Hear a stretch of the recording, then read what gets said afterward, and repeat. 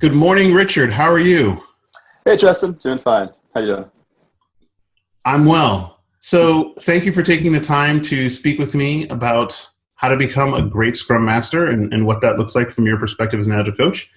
Would you like to just jump right in? Sure, let's go. All right.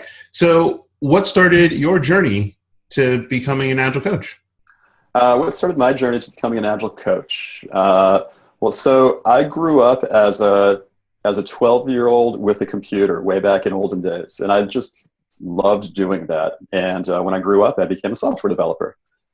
As a software developer, as I got into that more and more, I was working with a group of friends, and we discovered this awesome book called Extreme Programming Explained by Kent Beck, and we started trying out some of the things in that book. And I noticed personally that I started writing some of the best code I had ever written in my life. Right, so I noticed that these practices and these ideas were leading me to writing great code at a personal level, at least. And then I started getting interested in the people part of it. Like, how do I take that one person kind of awesomeness and spread it to a whole team of people? And I started getting into management. I started managing software teams. As a manager, I discovered Scrum and started using it with my teams and noticing how awesome my teams were. From there, I started doing that with a bunch of teams in different places, and other managers and other teams started asking me for help inside the company where I was working. And that sort of became how I became a coach. That led to how I became a coach. I started talking to other teams, other managers, other Scrum Masters, other developers, other product owners, and answering their questions, giving them the advice that they were looking for. All right. That sounds great. All right. So, next question. What qualities do you think a Scrum Master should demonstrate consistently? I know that's kind of a hard question to answer, but it's more the consistency part that I'm looking to really hone in on. Yeah, so I'm thinking about two things. Thinking about compassion and discipline. I think the Scrum Master has to be compassionate, both to yourself and to the people and to the people you're working with. You've got to love what you're doing personally, and you've got to love the people that you're working with, and you've got to love helping them accomplish all of their goals and dreams, and bring happiness to the team, and bring happiness to their bosses, and bring happiness to your customers. So compassion is a big thing, and discipline. The discipline to try this stuff, to try Scrum, to try XP, to try these practices that other people have tried, and to really apply them, and keep applying them, and keep practicing them. You never get good at anything without real practice, and you just have to have the discipline to do that by yourself and with your teams. Without that discipline, you're not going to get anywhere. Okay. So compassion and discipline. So my next question is going to dovetail into that. What would you suggest a Scrum Master do to get better at their craft? I made a short list of things. I think I have a short list of 5 things. Know what you want, read, take classes, join the community, and practice what you preach. Right? So know what you want is like, fill in the blank. I want blank. And think about what's the most important thing to you as a person, not just as a Scrum Master. What do you want more than anything else in the world right now? And if part of the answer is to be a great Scrum Master, then you're probably on the right track. But think about what that means. How is being a great Scrum Master aligned with what you really want for yourself in your life? And if you're really sure that's what you want, then do it, and do it wholeheartedly with that compassion, discipline, and be great at it. And then read everything you can about Agile and Lean and theory of constraints and human dynamics and anthropology and everything. Read the Scrum Guide for starters. Know the Scrum Guide. Have you read the Scrum Guide this week? That's a good question to ask yourself if you think you're a Scrum Master, or if you want to be a good Scrum Master. Read it regularly and review it. And then the 2 books that I find myself recommending to people over and over, I kind of consider them classics by now. One is Agile Estimating and Planning by Mike Cohn.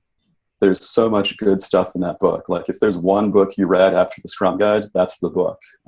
Great forecasting ideas, estimating ideas, how to write good user stories in product backlog, how to decompose user stories that are too big into small ones. That's the book. And then it's almost always the case that there's more than one team in an organization, more than one Scrum team. So the book, Practices for Scaling Lean and Agile Software Development by Craig Larman and Bas Vodde. Great book. I'm always referencing things in that book as I'm coaching inside companies. Right, so that's 1, 2, know what you want, read. Take classes. So take a certified Scrum Master class, right, or a professional Scrum Master class. And if you happen to live in the Boston area or you have access to these people whose names are Jeff Sutherland and Ken Schwaber, take a class from them. There is an amazing local, regional, and global community of Agilists. And Justin, that's how you and I know each other, right? Mm-hmm. Yeah, so, Google for Agile, your place name.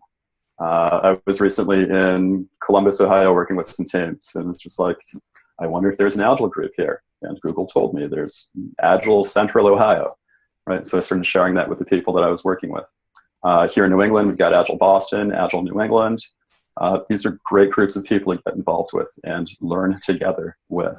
And then we've got these conferences, local and regional conferences like the Toronto Agile Community Conference, Agile Open San Diego, more global conferences like Agile Games, Mob Programming, the Scrum Gathering, great conference for Scrum Masters, and the annual Agile Conference. And don't just attend the conferences, but present at them. Don't just be a passive participant or a passive observer, but share your stories with people. I presented at the Scrum Gathering when I knew hardly anything at all about Scrum. It was just an experience report, right? And it was great. It helped me connect with people who were just starting out and connect with people who had been doing this for a long time. And I got a lot of help. I got a lot of value out of that. And finally, practice what you preach. So know what you want, read, take classes, join the community, practice what you preach. Build a skills backlog for yourself or a personal goal backlog. You are your product. Make a product backlog for yourself and apply all the Agile mindset and practices that you know. So maybe do weekly sprints on your learning backlog. Do something like that, like Scrum yourself, Agile yourself, and see where you can take yourself. All right. Awesome advice. I love it. Thank you. All right. So generally speaking, how do you recommend, coach folks to think about planning? Is it using velocity? Is it cycle time? Is it no estimate? And at what point do you recommend, if you use all of them and above, Sure. How do you think about planning, and what tools do you like to use when planning? All right. I'm usually working with teams that are getting started at Agile or getting started with Scrum. For the teams that I normally work with, I tell them two things. You've got to have a product backlog, right? So you have to know what you're planning. You have to know what you're going to be doing in the future. You have to have this list of everything that you want to be true about your product in the future. So that's your product backlog. And you have to spend the time with your product owner or with your development teams getting that product backlog ready. So you have to understand what's on it. You have to have, practice of good user stories, right? And good enough estimates. So I do advise people to estimate relative size estimating and story points, using Planning Book or Affinity Estimating or anything else that gets you what you need to be able to do some forecasting. I love Velocity for teams that are starting out as the single tool that you use to do forecasting. And I'm saying forecasting instead of planning. I love the idea that we don't really know what's going to happen in the future. It's a forecast. And we're going to use that word when we talk to our stakeholders inside and outside the company. We're forecasting. We might be right. We might be wrong. We're going to keep making adjustments as we go. So Velocity is like the one tool that makes forecasting super easy. You take a product backlog that's ready enough with estimates that are good enough. If your team's been together for at least 3 sprints, then you've got an average velocity that you can use to forecast the future. And then as a product owner, forecasting becomes really easy. You don't have to worry about who's out on vacation. Are there holidays? Is there some training coming up? All of that stuff is accounted for in your team's historic average velocity. So you just take a backlog with decent enough estimates, apply your velocity to it, and you get your sprint by sprint forecasts. All right. Great. So next topic or question. Yep. How do you know you're facilitating well and doing a good job? Yeah. So how do you know you're facilitating well, doing a good job, helping the teams in the ways they want the help? My best ideas here are ask the team. So, after everything you facilitate, debrief before you say it's done. Spend 5 or 10 minutes at the end of sprint planning to debrief. Spend a minute at the end of the daily scrum and debrief. The simplest answer to the question is, are you accomplishing the goal of the meeting? Right? So the goals of the meetings are pretty well stated in the Scrum Guide or any other guides that you're using. The goal of sprint planning is to exit with the output of it is you have a sprint backlog and you have a sprint goal. Did you accomplish that? And then debrief on that. The goal of the daily scrum is to make sure you have a new plan for today and the rest of the sprint to get your sprint goal accomplished together. Did that happen? Did you accomplish the goal of that event? Do a little debrief. Ask each other. Talk about what went really well that you'd like to amplify. Turn up the good. And what would you like to do differently to make sure you accomplish the goal more readily next time? All right, great. So when we think about your specific journey, what did you look at in your own personal experience to know, okay, I've got it. I'm starting to make sense of what's going on here. It wasn't when you just read your first book. It wasn't when you practiced the first or second time.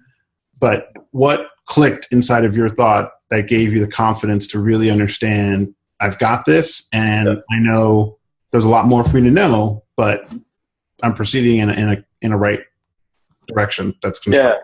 Yeah, I think it was when I did it, when I tried this stuff two times at 2 different companies. I just tried it one time at a company, applying Scrum, using the mindset and practices, and observing objectively that we were getting great results together with a few teams. People on the teams were happy, our bosses were happy, our customers were happy. We could make a good forecast. We could deliver what we said we were going to deliver. Our teams had stabilized, our velocities were increasing. Everybody was happy. And at another company, I repeated the experience. Went to work with a handful of teams that eventually got to that same point. Their velocity stabilized and was increasing. Our forecasts were good. Our customers were happy. Our bosses were happy. People on the teams were happy. It clicked. So doing it more than once and in maybe more than one organization, whether it's a business unit inside your company or different companies. Okay. Great. So I wanted to start wrapping up. And how do you know that you're getting someone that's going to be helpful to the organization in a constructive way? Yeah. So it's kind of like, how do you hire a new Scrum Master? How do you identify somebody who could be a good Scrum Master? Exactly. From inside your company. One thing is ask for help. So this is one of the things that I do when I'm working with companies as a coach. I help them evaluate prospective Scrum Masters or prospective coaches who will succeed me after I leave. And really the best thing is to interview people by audition, to have them actually do something and see how they do it. This is an idea that I picked up from Menlo Innovation. Like 10 or 15 years ago, they published this paper that they called extreme interviewing. So it's like take a lot of these agile ideas, like extreme programming, and apply it in other ways, like interviewing candidates and having them join your company. The best way to know whether a Scrum Master or potential Scrum Master can do it or has the potential to do it is to ask them to give it a try. So have them facilitate a sprint retrospective. This is like the golden nugget. If they can facilitate a great sprint retrospective, then you've got a great candidate that you want on your team and your company as your Scrum Master. Great. And last question, do you have any closing remarks for an organization that's embarking on an agile transformation, what one, two, or however many you think are appropriate within sort of a, I guess under 5 maybe, Yeah. are appropriate? Yeah, if you think this is a good idea for your company, and it could very well be if you're an innovative technology company that's probably going to help you, agile mindset and practices. Make sure it's really what you want and that you're really ready to do it. So ask questions like these: Do you have executive support? Are the bosses, are the heads of the company in on this with you? That's one of the limiting factors about whether you can get this stuff to work and succeed. Can you get the executives to take an agile class with the rest of the teams? If they do, that's a really strong sign of support, and it shows that they're both in on it, and it shows the people on the teams that this isn't just another class they're taking. This is something that the executives want, and they're really in on it. Form an agile change team and get the executives to be part of it. So, try to make these changes by doing and modeling the agile practices and values and mindset. Make your change backlog together and scrum it or Kanban it. Apply the practices and model the practices for everybody else in the company. And then ask the executives, will they remove the impediments that their teams are identifying? Right. So this is like the major inflection point. Things become more transparent. Systemic problems within teams and within the organizations and within the whole company become apparent and visible. And will the executives try to hush these things up and maybe even kill all this agile stuff? Or will they embrace these opportunities to eliminate things that are blocking teams from being successful and help the company be more successful? So that's really the big thing. Do you have executive support, and will the executives remove the impediments that the teams are identifying? All right. Well, thank you so much for your time, and be well. You're welcome, Justin.